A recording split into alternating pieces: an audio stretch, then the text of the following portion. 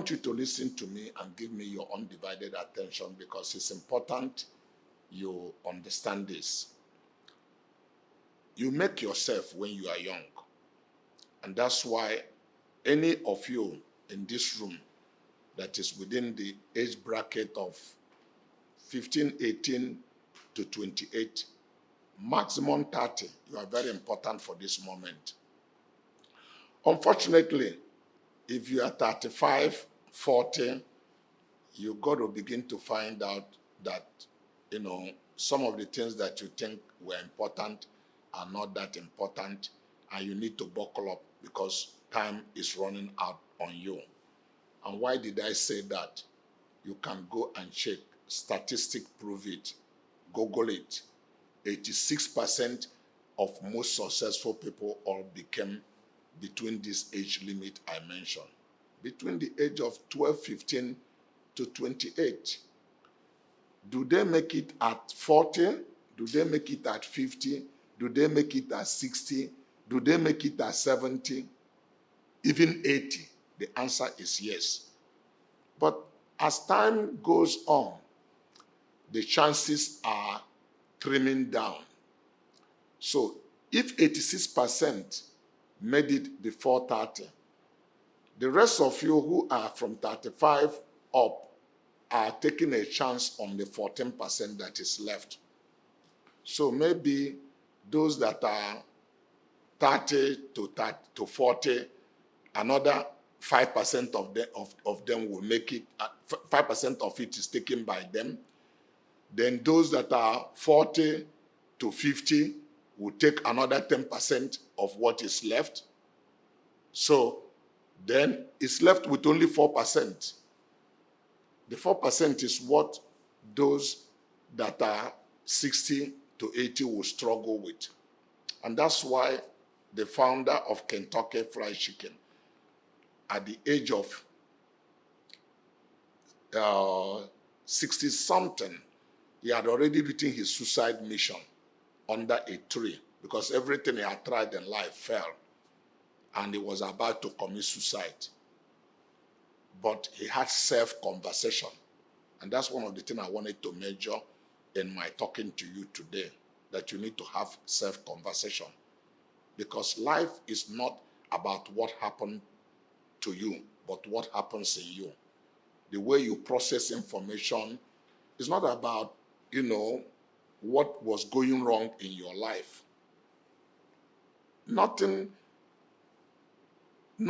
Nobody is born. There are few people who are born into royalty, into family, that are wealthy or that are born in a royal family. Those kind of people, frankly speaking, never regard money, wealth as a blessing, because they were born into loyalty, and it doesn't mean nothing to them as it means to the rest of us. But if you are not that opportune, you have the capacity, power to change not just your fortune, but the fortune of your family, your community, and our country as a whole. So the power belongs to young people. I talk to young people passionately to stop looking outside, but to look inward, because you have an inherent capacity that you never believed in. Everything God had, he put in human being. Unfortunately, we never utilize it. Science told us that each one of us have 5 billion cells, 5 billion cells in our head. And science also proved that we never use more than 12% of it. Any of us that broke through to 15, 18% of what is in our brain, that person is considered a genius. So you can wonder if we can get 20% or 25% what God put in us. Because he emptied himself. He didn't say, let me try. He was not making something similar. He was not making a monkey to look like him. It was, let me make a man in my own image. If you want to understand what image is, go and stand in a mirror and look at yourself. and try to be clever. Whatever you do, that's what that image in the mirror does. It doesn't do anything. When I was a young boy, that's one of the things that fascinated me. When I saw mirror, I went to stand in the front of mirror. I wanted to be too clever so that I wait for a moment so that that image, I would take him unaware. So I would touch my ear. I found out as fast as my hand is touching my ear, the image is touching his ear at the same time. But that's really how God wants us to operate, to connect with him. My story is way out of this world, and the reason why I want you to give me your undivided attention now is that many of us live a life of survival. Listen, you will survive with your instinct. You will survive by your instinct. But you will be wealthy by knowledge. You need knowledge. Don't live life of survival. Follow your instinct. You need to know. You need to understand so that you can put into practice the things that you know. I was born to one Peter, Maduka, and Rosalyn Ibe, and my father died when I was 4 years. So before you begin to complain that things went wrong in your life, you cannot be worse than myself. No formal education. Many of you now listening to me are graduates. Your dad or family member has been able to school you. You've gone to college. You've been taught how to process information. What you need now is to be intentional about where you want to go going forward. And to be intentional means you got to have self-conversation. You don't need anybody to be around to school you anymore.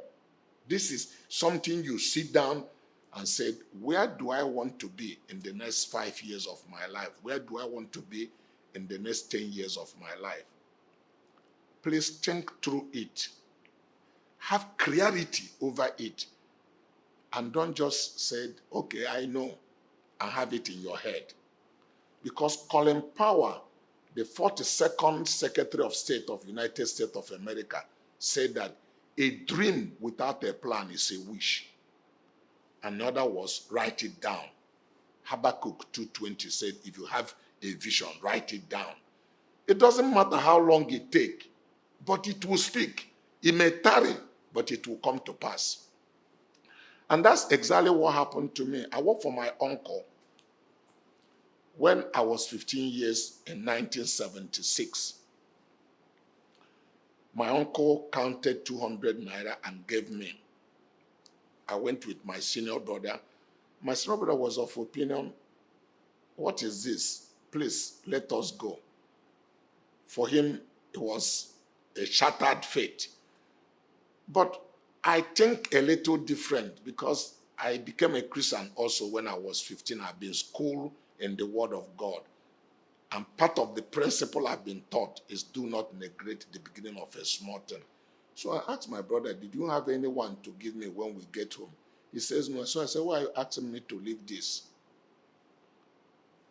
But because of my knowledge as a Christian, the confidence that I imbibe with me, I looked at my uncle straight, eyeball to eyeball, to say, why did you give me 200 naira?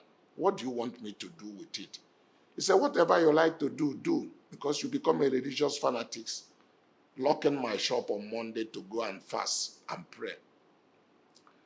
I looked at my uncle straight into his eyes. I said, Uncle, I serve you well. I never stole from you. I knew what other young people are doing.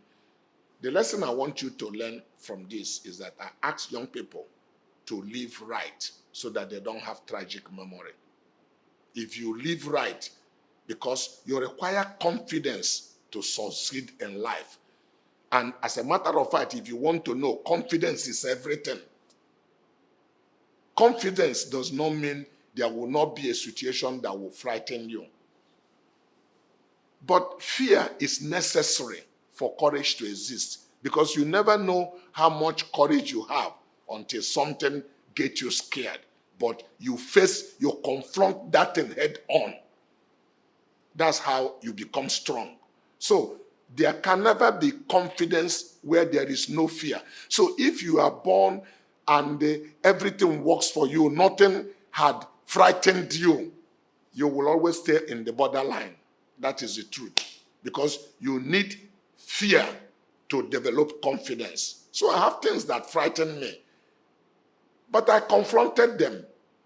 Fear of unknown, fear to fall, fear of not being successful, fear of all of those things were there.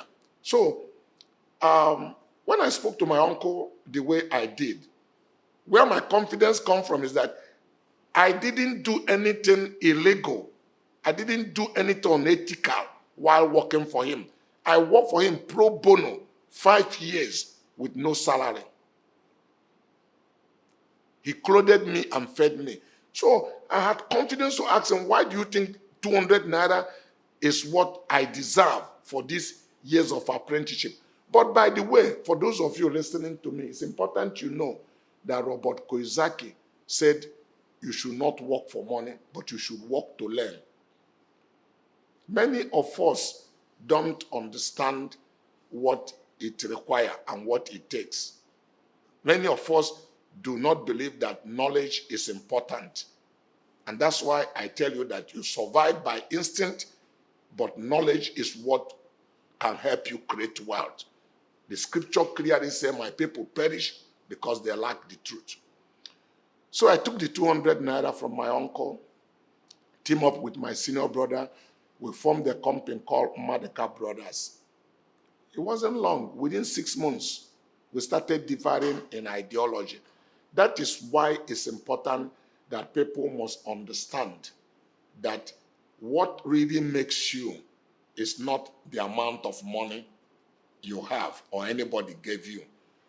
Recently, I made a teaching on 5 levels of money. We don't have time. I would have teach you today about 3 levels of knowledge so that you understand how to knowledge by inspirational, knowledge by, knowledge by practicing, and knowledge by mentorship. I believe that working for my uncle 5 years without salary is the best university any young man could go. Many people don't regard knowledge anymore. Tell you, oh, give me 10 million. If you give me 10 billion, if you give me 100,000. Listen, you got to go learn what you need to do. For those of you who did not watch my 5 level of money, let me teach you again that what you people call money is not what money is, because quite a number of people interpretation of money, that money is cash. But that is the 6th level, the last level of money. 5 other levels that come before cash. And anybody who did not go through or have any of those things is a thief. The person must have stolen the money he's supposed to say he had. For those of you who never had it, the first level of money is what I call credibility.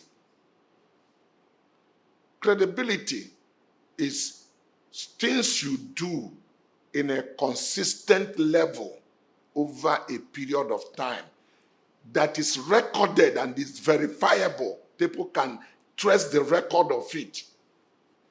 That's the first level of money, credibility. There are many people living in this country that are not credible. They are wealthy. We don't know the source of their money. We didn't know where they began. We didn't know. They never tell us who supported them and what they did to get to where they are. People respect those kind of things, but people like me don't respect those kind of things because this is flyer by night. That's not how God made life. Because what you call money, if we give you the correct interpretation of money or transaction of money, money is an exchange to a value. You have to create a value. So if you really want to be wealthy, Be a man or a woman of a value. If people keep on giving you money and you are not creating any value, something is wrong. None of you should sleep or feel happy any morning when you are not delivering a value. Because it's the gift God bonds you here. God brought you here. No ungifted human being. When you develop and refine that gift and you serve it to people, you don't need to pursue money. Money will pursue you. It's your gift that will make a way for you. When you give those value, then money will follow you. So the first level of money is what we call credibility.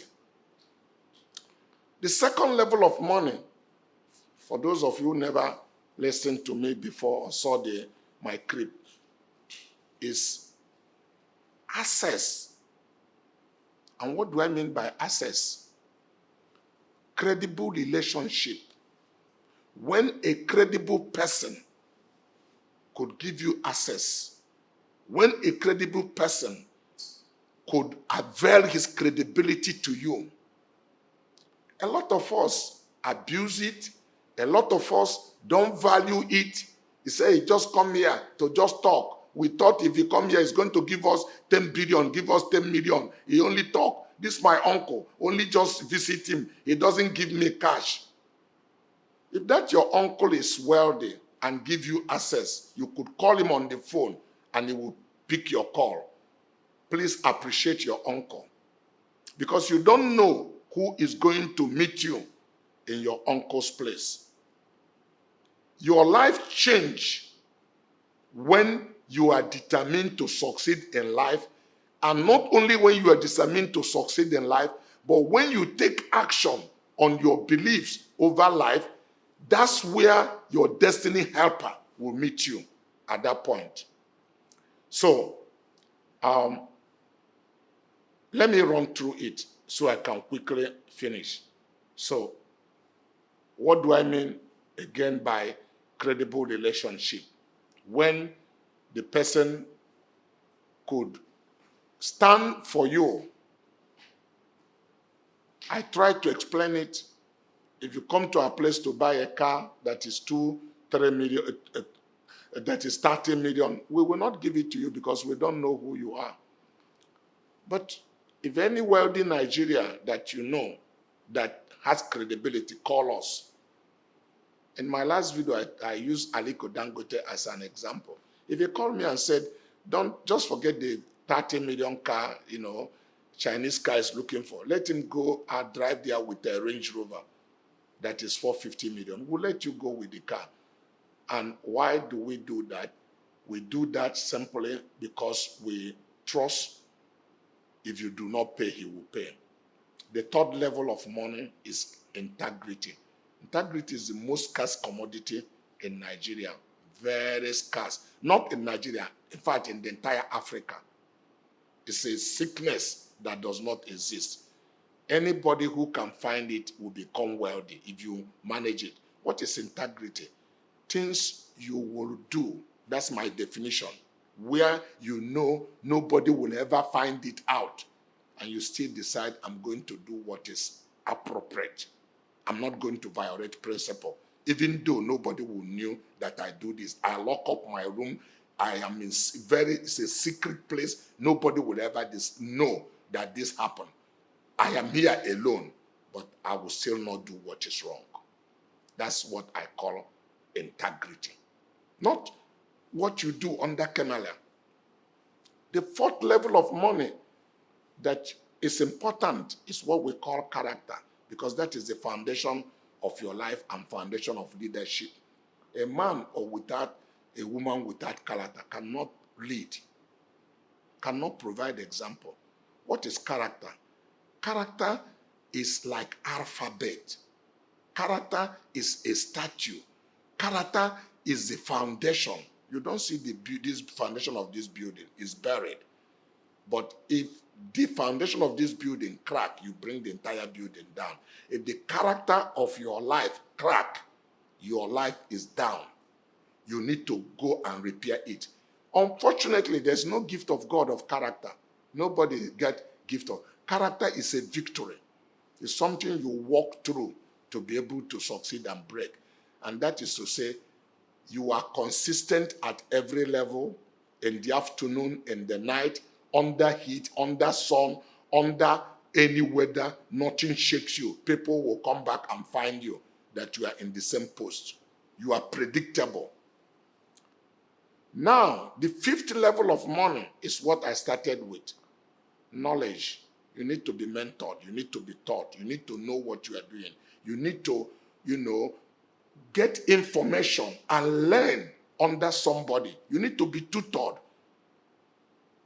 Then, the last level of money is what you call cash. And I repeat again that if you ever find cash, except for a gift somebody made to you, and you didn't deliver any value to get that cash, you're a thief. You stole the money. Many people don't like me saying this because many of us regrettably have money, but we cannot tell people how the money get to us, and there's no value we delivered. Go and check most wealthy people abroad. You will see the guy that created Facebook. So you are not hearing he's a billionaire out of nothing. You will see what he did to become where he become. Every one of them delivered value. And all of us have the capacity to deliver value if we have self-conversation. I don't want to bore you. This is simply what I did, principles that I follow to use 200 naira to create a multinational organization today that is called Coscharis Group. And I hope that these few statements will help you to be courageous to face life. Let me quickly add this because it's important. 3 things you require to succeed, and I'll close with it. Number 1 is vision. Vision is a destination. There are many eyes that look, but there are very few eyes that can see. Vision is an insight. You see the end, a beautiful picture you paint in your mind of where you are going, like a journey of a voyage. You may not know all the road, but the destination is very clear in your mind.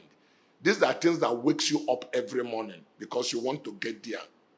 There's a passion that comes with it that burns every negative things within you that you are going to get there. The second thing you require is faith to believe in your vision, where nobody can talk you out of it.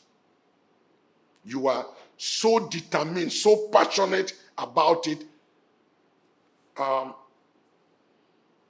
Maybe I can tell you about myself. When I wrote 5 things I want to accomplish before I turn 25, one is to live in 3 bedrooms apartment of my own by the age of 18, which I eventually did. By 18 years, I was not living with my mother. My father was late. I rented an apartment because I have plans. It's those plans that help you to work out those things you planned in your life. Because of those plans I have, to live in 3 bedrooms apartment of my own. Why? Because I wanted to take a lady to altar by the time I turned 20 years. So I live in 3 bedrooms apartment my own by 18 because I have planned to get a wife. I didn't wait for my senior brother. Incidentally, life, everybody has to pursue his own goal. By 19 years and 9 months, September 23rd, 1978, I took my wife to altar and wedded her. I turned 20 3 months after, so I was married before I turned 20. And I wanted to have a son by 21. It's not all your plans that will work. And these things is things I wrote down and placed in the wall of my bed. You can call it a ritual. I look at it every night before I go to bed. I look at it every morning before I go to work. I did things husbands do to their wife. But God, in his own mercy, decided these 2 babies cannot be making baby and shut the womb. I pursue my other dreams.